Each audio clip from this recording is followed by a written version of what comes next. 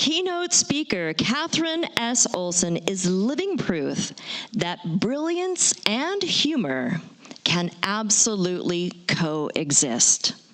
She holds a bachelor's degree in speech communications from the University of Washington, a master's in business from Harvard University, and a graduate certification in strategic management and project management. Katherine is a PhD candidate in management at the University of South Alabama, where she also teaches in the Mitchell College of Business, helping the next generations of leaders learn to think critically and lead boldly, and occasionally survive group projects. She's been a realtor since 2008, a managing broker, and a state-endorsed continuing education instructor in 13 subject areas. That's amazing. With 10 professional designations to prove she's never met a certification she didn't like.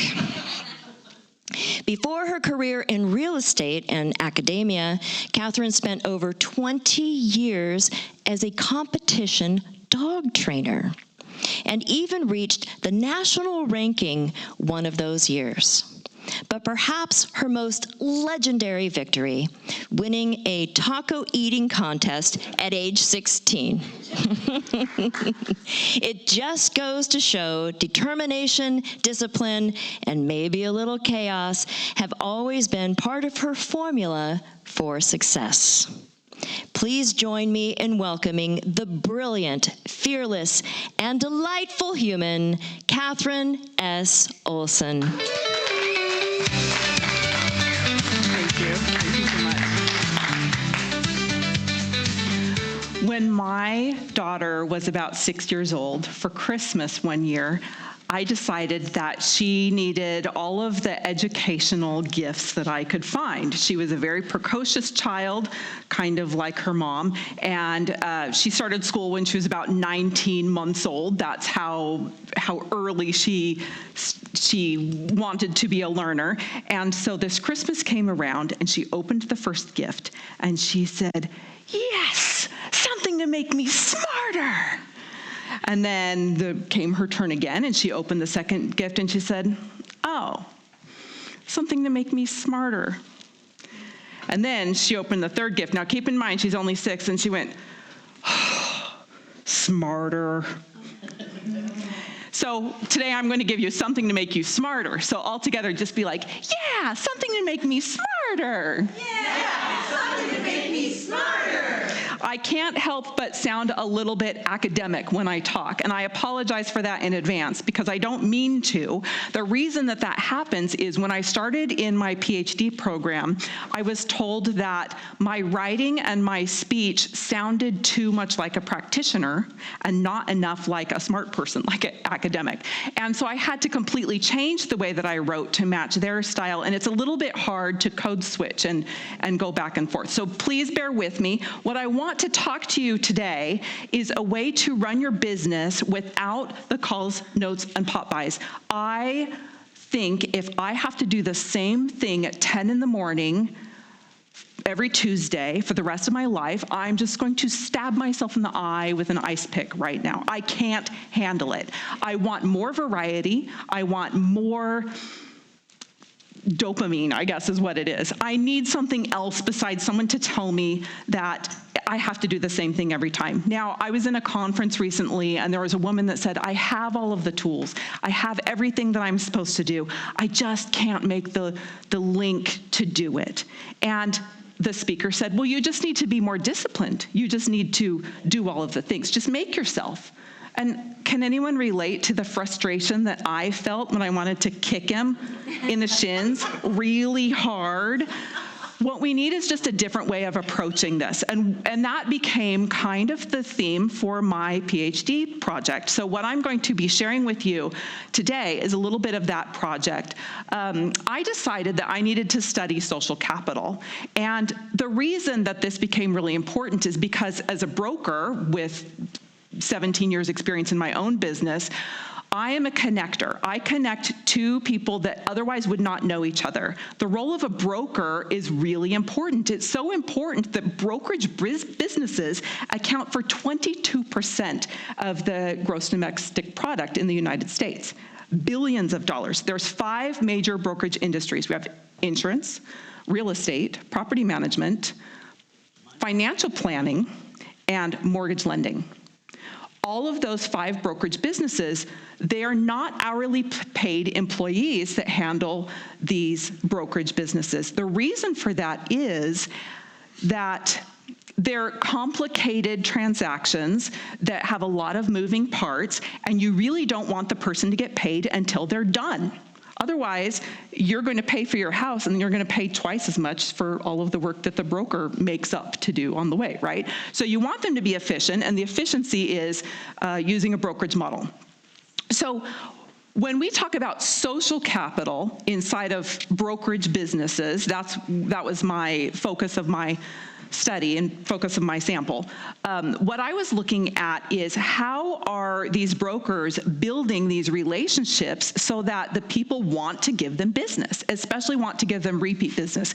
Now, even if you are not a broker, what I'm going to teach you today is going to make you smarter so that you can apply these same principles to running your own business. And we're going to talk about what social capital is and how it works. Social capital is built through social labor. Social labor is the work that you do inside of a relationship to strengthen that relationship with one another, and so that there is, well, let's just go into it. This is the formal example from 2017 of social capital. A social asset owned by an individual or collective entity, which in the business environment serves to boost performance, increase success, and maintain a competitive advantage. Does that sound very applicable to you, or are we kind of jargony? Let's make this a little easier to understand. So here's me in the middle.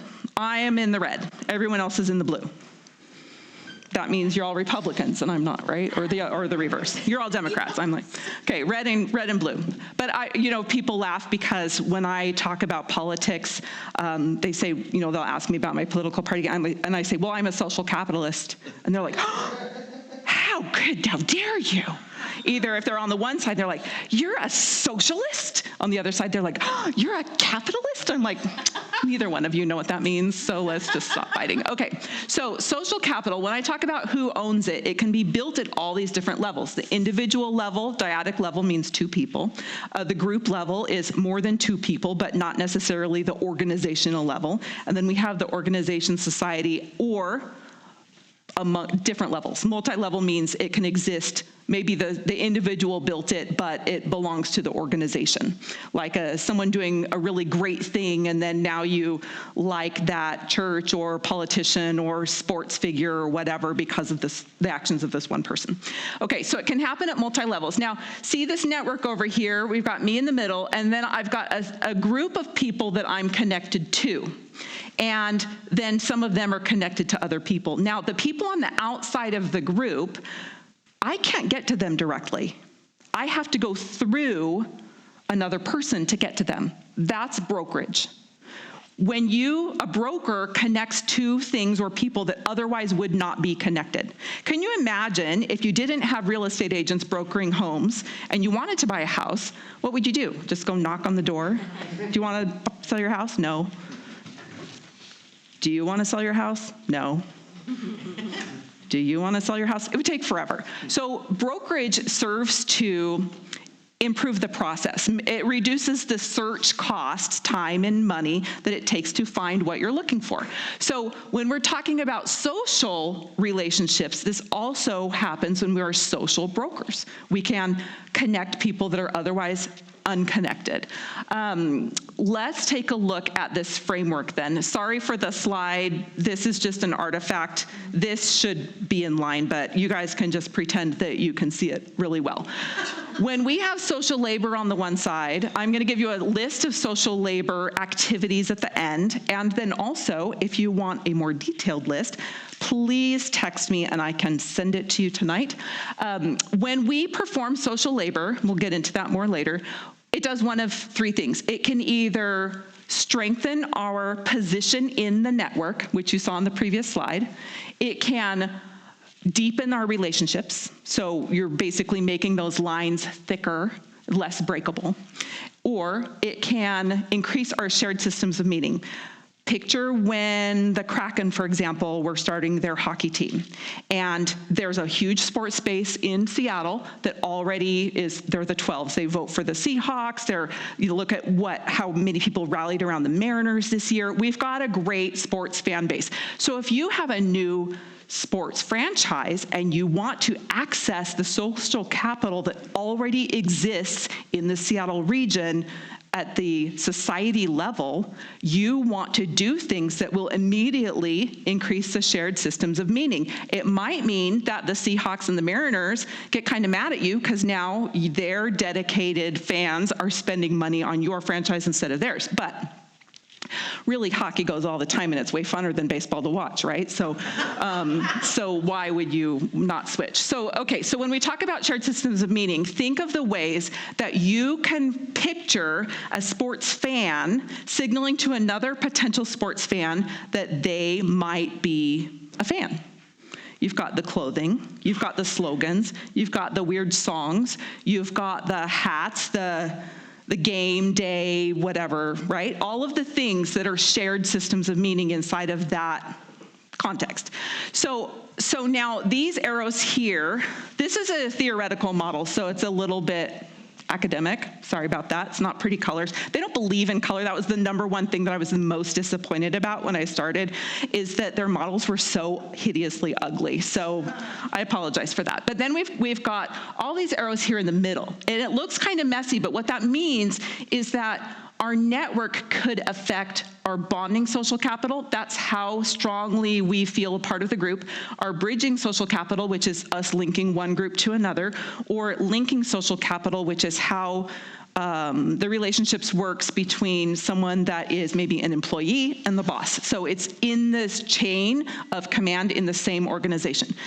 We could have something that strengthens or increases our bonding social capital, but decreases our bridging social capital. So all of those sports fans, the hockey fans in Seattle, are going to be better bonded, but maybe then that makes them hate more animosity between them and maybe Las Vegas or Canada team. Every town in Canada has a hockey team. So and then the linking social capital, maybe those shared systems of meaning when we're looking at the organization. Now the fans aren't really part of the organization. We're talking about the players and the bosses, right? But maybe now a player interacts with the fans. They do a fan event. So that's going to increase the shared systems. The fan event is here, social labor. It's going to increase their shared systems of meaning, deepen the relationships with the fan, and increase their favoritism as the favorite player, right? So that's just an example of how that works. So all of that together goes to social capital. Now, how do we measure it? That was the big problem. That's why this model's so cool, because all the theorists before would just say, oh, I know about social capital, and then they would say, do you know a dentist? Do you know a doctor? Do you know a lawyer? And they would measure how much social capital you had by how many people you knew. And I'm like, that doesn't feel like it's enough. I get my best ideas at like 4:30 in the morning. So of course, one day I woke up and it occurred to me that I was looking at it wrong. All of these arrows are directional, they mean something. So on this side, we're looking at formative models. So all of these things form social capital. Bonding, bridging, and linking, they form social capital as a construct. The other things on the other side, those 5 R's, reliable, reciprocal, resource-rich, resilient, and reclaimable, those are reflective measures. And it occurred to me they were measuring it wrong.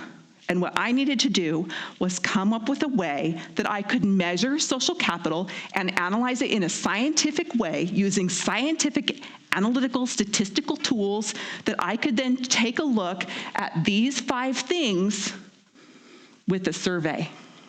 Wouldn't that be great? So that's what I did. I spent the last 3 years coming up with a survey. I'm now at the data collection stage, just finished that. Now I'm working on analysis. So let's talk about these for a minute. What is reliable? It used to be durable, but social capital isn't exactly durable because it can be destroyed. You can do something wrong in a relationship and your social capital is gone like that. How many of you have ever gone to listen to a politician and they've lied? And you're like, I don't believe you anymore, I'm not voting for you, and forever you're dead to me, right? Or a brand doesn't keep their brand promise. That's the bigger thing for us in business, right? If a business doesn't keep their brand promise and we feel like we've been lied to about their quality or the ethics of their C-suite employees, we don't want anything to do with them anymore because they've destroyed social capital. The whole concept of cancel culture is a destruction of social capital. The whole concept of lying flat in an organization or quiet quitting, you can see that that's a destruction of social capital. There's lots of ways that we can see that social capital has been destroyed, but now, cool thing is we have a way to measure social capital and its levels. I'm not going to get into all of the weird questions that I made up to decide whether or not social capital existed or not, but let's talk about it again. Reciprocal is the you scratch my back, I'll scratch yours. Now, if I'm the only one doing the back scratching and it's not reciprocal, that's either service or slavery. Right? It's no longer a generation of social capital. Then we have resource richness. If we're doing all the advertising, we're doing all the service, we're doing everything we need to do to build goodwill in the community, and they're just not buying because they don't have the money or the resources to buy, then we don't have enough social capital, right? There's not a resource there to pull. Now, does that mean that everyone has to have money to have social capital?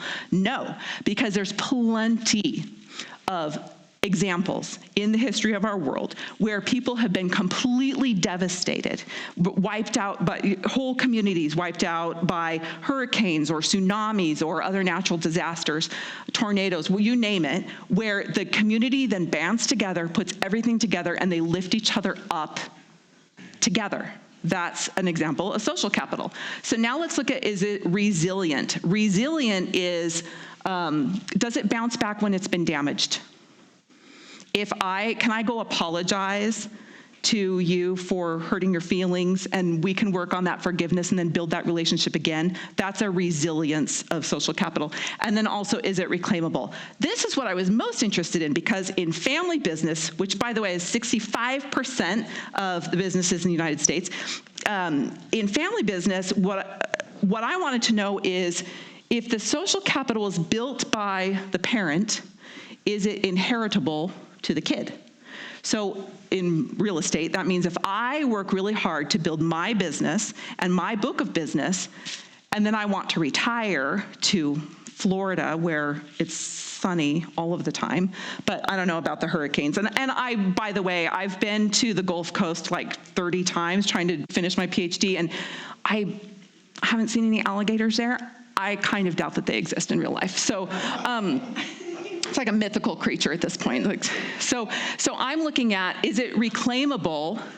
Because it's generated, right? It exists there, but then can it be transferred, and under what mechanisms can it be transferred? So that's my framework in a nutshell. Here's the types of social labor. I've found 10 for you. So relation maintenance. I'm going to send you the note. I'm going to make the call. These are the calls, notes, and Pop-Bys. This is why this is called beyond calls, notes, and Pop-Bys. There's other things you can do to build that. So relationship maintenance, am I doing the things to make you feel friendly towards me?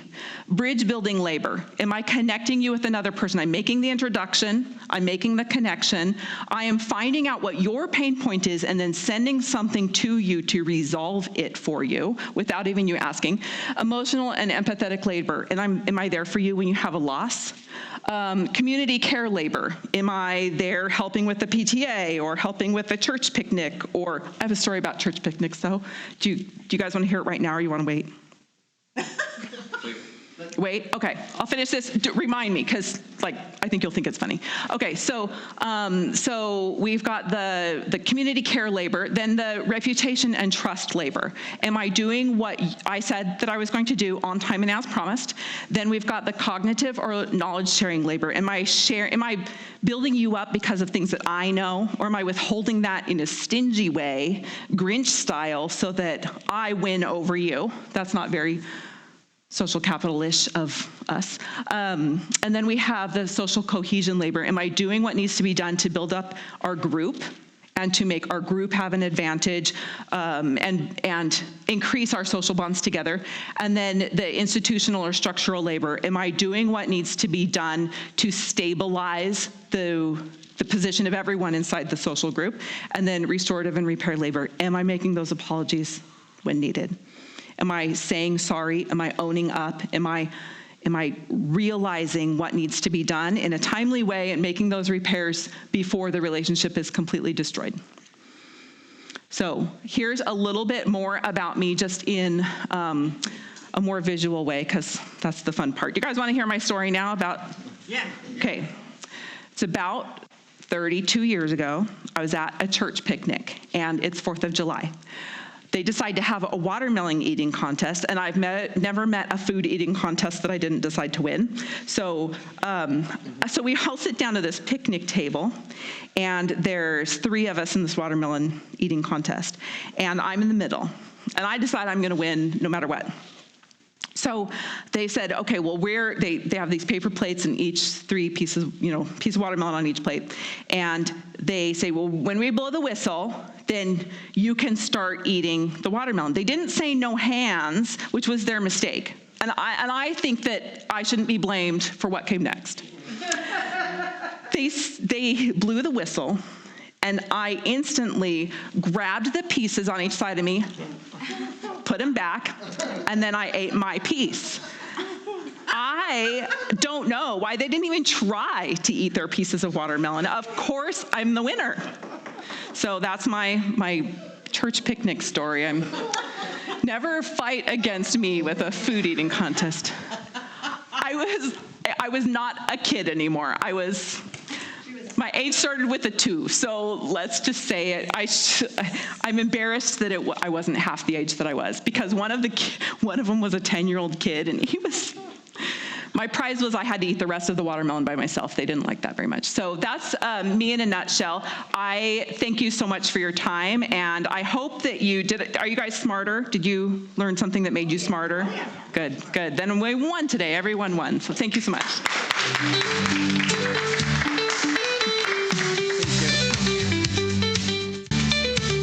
Only speed comments, Rebecca. Yeah.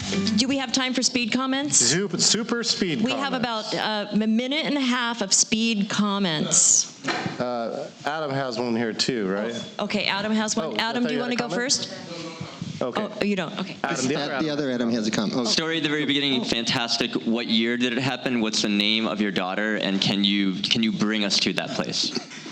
Oh, like right now, just do it? No. Like when you redo this, okay. Tell us the year, tell us her name, bring us into the story with those details. Okay. Story, yeah. Will do. Who's your audience for this? Oh, for this particular one? Well, so funny thing, I actually didn't know that I was going to be presenting until after dinner tonight, and so I just used old stuff that I had. But I would say that when I'm actually talking, it'll probably be 2 academics that I'm talking. Cool. That's why the slides were arranged the way that they were. When I'm doing the same kind of thing for more practitioners such as yourselves, then the slides will be designed a little more artistically. Yeah, good. I was just to say, when you're doing it for practitioners, you got to be less heady. I'm an information nerd. I loved it. The chart, I'm like, oh my God, that's so great. But I think it's complicated. So for your academics, it's perfect. And your whole presentation style was excellent. When you go to that other audience, you need to kind of twist it a little bit. Yeah. Okay, thank you. Yeah, okay, that's great. Thank you so much. Thank you. For your great presentation. Thank you. Thank you. Yes, yes.